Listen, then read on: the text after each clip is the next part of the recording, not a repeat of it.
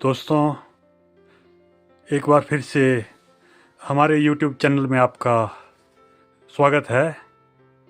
तो बीच बीच में हम आपको कुछ विद्वानों से रूबरू करवाते रहते हैं जिन्होंने कुछ ना कुछ सिद्धियाँ की है। तो इसी सिलसिले में आज हम आए हैं पंडित किशोरी जी के पास, जो कि एक बहुत ही प्रकांड विद्वान है, जिनके पास बहुत सारी सिद्धियाँ हैं। तो हम देखते हैं बहुत सारे YouTube चैनल बहुत सारे दावे करते हैं, और हमने ये भी देखा है कि कुछ ना कुछ ऐसे दावे होते हैं कि उस पर विश्वास कर पाना मुश्किल होता है। तो आज हम बात करेंगे पंडित जी से। और सबसे पहले पंडित जी, आपका हमारे YouTube चैनल में बहुत बहुत स्वागत है। धन्यवाद। सबसे पहले तो मैं आपके जो nature culture history mystery channel का जो स्वागत करता हूं, धन्यवाद करता हूं जिनने हमें यह इस योग्य समझा।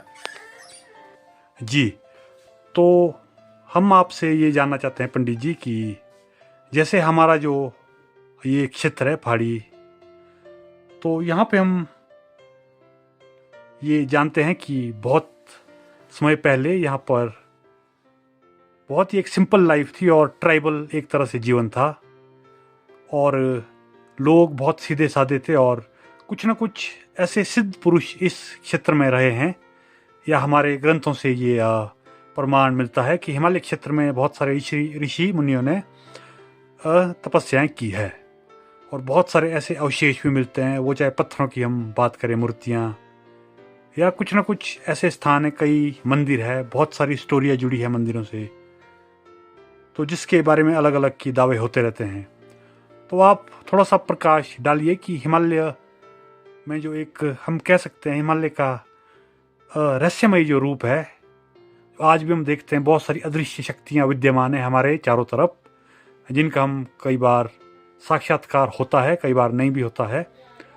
तो आप थोड़ा सा इस बात पर प्रकाश डालिए कि ये जो हिमालय क्षेत्र है ये इतना रहस्यमय क्यों है, क्या इसके पीछे कारण आपको लगता है? जी धन्यवाद। ये जो हमारा क्षेत्र है ये पहले से लेकर जो ऋषि मुनियों की तपोभूमि रही है, साधु ब्राह्मणों की तपोभूमि रही है, और देवताओं की देवभूमि है। उत्तराखंड को जो है देवभूमि माना जाता है। हमारे यहाँ पर जो है सबसे पहले देव समाज जुड़ा हुआ था। देव समाज से सब कुछ कार्य होते थे। उसमें जो है ब्राह्मणों से भी सलाह निष्कर्ष लिया जाता था, और जो ब्राह्मण बोलते थे वही देवी देवता भी मानते थे उस चीज़ को आगे। लेकिन आज जो है कुछ लोगों ने इस चीज़ का जो है पाखंड बना दिया है। अब तो ये चीज़ जो है बस अपने बढ़ावा के लिए, अपना प्रचार करने की बढ़ाई के लिए जो है ये साधन बना दिया है। लेकिन ये जो हमारे क्षेत्र है इसमें जो सबसे पहले कलो चंडी विनायका, कलियुग में जो है चंडी, ये जो काली शक्तियाँ है, इन्हीं को यह सबसे लाभदायी और सबसे कल्याणकारी माना गया है। हमारे ग्रंथों में, वेद पुराणों में भी इस चीज़ का वृत्तांत मिलता है। चंडी में वृत्तांत मिलता है। चंडी में जो अपने मुंह से कहा गया है कि कलयुग में मैं ऊँटी चोटियों पर जो है कहीं पर मक्खी के रूप में, कहीं पर देवी के रूप में, कहीं पर हवा के रूप में रहूँगी। और यही काली शक्ति जो है भूचर भी है, जल चर भी है, स्थल चर भी है, गगन चर भी है, चर चर भी है, जहाँ भी हर तरह से व्यापक है। जब हम अपने कर्मों से पद भ्रष्ट हो जाते तो ये जो है प्रकोप रूप में भी, छाया रूप में भी प्रकट होती है। अगर हम आस्तिक से श्रद्धा भावना से इनकी पूजा सेवा अर्चना करते तो ये जो शक्ति रूप में हमारे सामने रहती है। तो हर तरह से कलयुग में जो है चंडी जो है लाभदायी मानी गई है। वही काली है, वही देवी है, वही लक्ष्मी है, वही सरस्वती है। उसी के अनेकों रूप है, करोड़ों रूप है उस शक्ति के। जी पंडित जी, हम जैसे कि देखते हैं जो ख़ास तौर पे हमारा जो क्षेत्र है और उत्तराखंड का जौनसार बावर का जो क्षेत्र है, वो उस क्षेत्र को महाभारत काल के बहुत ही ठोस प्रमाण मिलते हैं। और आप बहुत घूमे फिरे हैं, आपने उत्तराखंड को भी देखा है अच्छे से, और हमारे क्षेत्र से भी आप परिचित है। तो आप इस बात पे प्रकाश डालिए कि ये क्षेत्र किस तरह से महाभारत से लिंक्ड है और इसकी क्या हिस्ट्री है? जी, ये क्षेत्र इस तरह से लिंक्ड है क्योंकि यहाँ पर जब महाभारत में पांडवों को जो जब वनवास दिया गया है तो वो जो इधर ही उत्तराखंड में उन्होंने अपना जो जीवन बिताया था। उसमें जो हिमाचल के भी कुछ एरिया आते हैं, उत्तराखंड के जौनसार भावर के एरिया आते हैं, वहाँ पर जो उन्होंने अपना समय बिताया है। अब जौनसार में जो 2 एरिया आते हैं। हमारी जो टोंस नदी है उसके उस पार जो है शाटी का एरिया आता है। शाटी का मतलब है 60 कौरवों की रियासत। और जो आपने तौन से आरली साइड का एरिया आता है उसको पांशी बोलते हैं। पांशी का मतलब है 5 पांडवों की रियासत। ये जो उनने जो बांटे थे अपने क्षेत्र जो बांटे थे और उन क्षेत्रों के कारण, और बाद में भी पांडवों ने इधर ही अपना जब वनवास काटा, यहीं उन्हें जो कई शक्तिपीठ स्थापित किए, कई पत्थरों काष्ठ कला का नमूना पेश किया, कई पत्थरों का पाषाण कला पेश की। उनने कई चीज़ों का इधर जो अपने जो उनके पद चिन्ह थे अभी तक वो जो मौजूद है, इसलिए हम उस पर विश्वास करते हैं कि सब जो पांडवकृत है। और आज भी उनके प्रत्यक्षवाद को प्रमाण हर जगह मिल रहे हैं। और जहाँ शक्ति भी आवा नोल ही एक ऐसा क्षेत्र है जहाँ पर जो पांडवों ने सुबह बताया, वहाँ पर 2 जो सिंह के गोले हैं जिनको जो भीम कंचों के नाम से भी जाना जाता है। वो भीमसेन के जो खेलने के लिए कंचे हुआ करते थे, वो भी वहाँ पर प्रमाण है। तो कई जगह पर हमारे ऐसे दृष्टांत भी है जहाँ पर जब बड़े बड़े शिलाओं का निर्माण हुआ तो वो शिला भी कहते को भीमसेन ने उठा के रखी थी। तो आज भी वहाँ पर जब बिल्कुल साक्ष्य मिलते हैं। ये सब जब पांडवों का जो हमारा इतिहास है सब पांडवों के काल से महाभारत के साथ जुड़ता है। जी हम जानते हैं लाक्षागृह एक ऐसी कहानी है महाभारत की, शायद सभी उससे परिचित होंगे, तो उस पे आप प्रकाश डालिए। उसका कहीं ना कहीं सीधा संबंध उत्तराखंड से एक जगह है। आप जी उत्तराखंड में एक जगह आती है, पहले उसको बर्नीघाट से जो रास्ता जाता है पाली साइड आता है लाखा मंडल।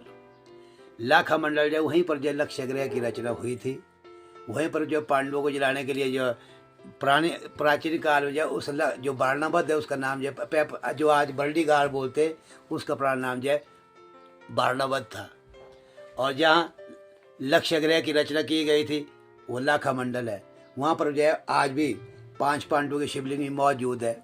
एक ऐसा शिवलिंग मौजूद है जब आप उस पर जल चढ़ाएंगे तो आपका प्रतिबिंब फोटो जो उस पर स्पष्ट नजर आ जाएगा।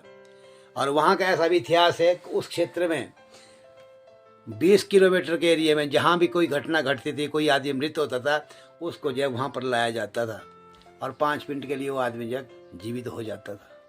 ये अभी तक भी वहाँ पर प्रमाण है इस चीज़ के। तो वहाँ पर एक ही शिला में जो है 1 लाख मूर्तियाँ बड़ी, इसलिए उसको जो लाखा मंडल बोलते हैं, जिसमें मंडल में एक ही मंडल में जो लाख मूर्तियाँ बड़ी है।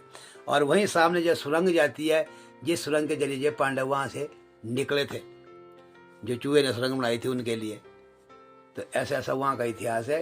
ये लाखा मंडल जो सबसे मशहूर जगह है जी। और हम जैसे ये देखते हैं कि महाभारत के कुछ पात्रों की उत्तराखंड में पूजा भी होती है। हाँ जी, जैसे कि कर्ण महाराज हम देखें। और एक नेटवाड़ वाले देवता हैं जी।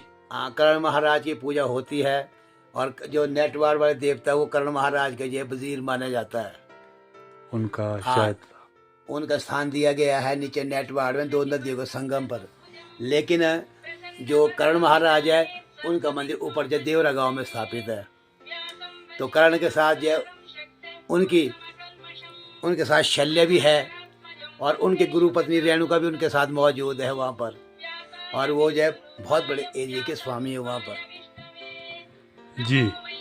तो हम ये चाहते हैं कि इस एरिया की अच्छे से रिसर्च हो या कुछ ना कुछ ऐसे जो प्रमाण मिले हैं या जो मॉडर्न जो टेक्निक्स है, हम चाहे मेटल डिटेक्टिंग की बात करें या कार्बन डेटिंग की बात करें, तो हमारे जो हिस्टोरिकल फैक्ट्स है या हिस्ट्री को सही रूप से लोगों के सामने लाया जाए।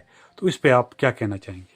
ये सब कुछ प्रमाण जो आपको प्रत्यक्ष रूप में दिखाए जाएंगे अगर आप इस लोगों के साथ। लेकिन आज तो पाखंड बात एक होती है, उसमें 4 बातें अपने जोड़ के लोग पाखंड बना रहे हैं। लेकिन हकीकत तो वहीं जाके मिलती है। वहाँ आज भी हर चीज़ के जैसे साक्षात तथ्य मिलते हैं। अब ये जहाँ पर जो कर्ण महाराज का मंदिर से वहाँ से देवरा गांव से ऊपर जाते तो आखिरी में पेंसर गांव आता है। पेंसर गांव से ऊपर केदार कांटा नाम का एक जो पर्वत है, उस पर्वत पर भी पूरा शिव परिवार का चिन्ह बने हुए हैं। पूरा शिव परिवार वहाँ पर स्थापित है और उसको जो है पहला केदार माना जाता है। लेकिन वहाँ पर केदारनाथ की स्थापना जो वहाँ होनी थी, लेकिन उतने वहाँ जो है गाय भूल गई। गाय ने आवाज़ दी तो गाय की आवाज़ से जो वहाँ से शिव ने आगे भागना शुरू कर दिया। फिर आखिरी में जाए गुप्तकाशी पहुँचा। गुप्तकाशी में गुप्त हो गया था। उसके बाद आगे जाए भीमसेन ने उस गुप्तकाशी को जो सबसे बड़ा तीर्थ बनाना चाहा, खुद जो उसको वहाँ पर बंद करके खुद गंगोत्री यमुनोत्री के लिए दो नहरें लाने के लिए किया जी था। आप केदार बच्चे की जो बात कर रहे हैं, हाँ। जो कि लैला गांव में हमने दिखाया था, लैला वहां से हो गाँव गया तो था। वो जो वहाँ से लैला गाँव से जो लोहर कोटी आया, लोहर कोटी इसलिए बोलते हैं, वहाँ उसे जो लोहू की खून की उल्टी हुई थी इसलिए वहाँ को लोहर कोटी बोलते हैं। पर भीमसेन जब वहाँ पहुँचे तो केदार बच्चा वहाँ से आगे भाग गया। तो आगे वो जो केदार कांटा नाम का पर्वत आता है देवरा से ऊपर, तो वहाँ पर जो है भीम ने उसको पकड़ना चाहा, वहाँ पर केदारनाथ बनाना चाहा, लेकिन वहाँ पर एक गाय ने आवाज़ दे दी उतने में, तो केदार बच्चा वहाँ से आगे भाग गया। तो आगे भागने के बाद वो जो गुप्त काशी में चला गया, गुप्त काशी में जो है वो गुफा में गुप्त हो गया था अंदर।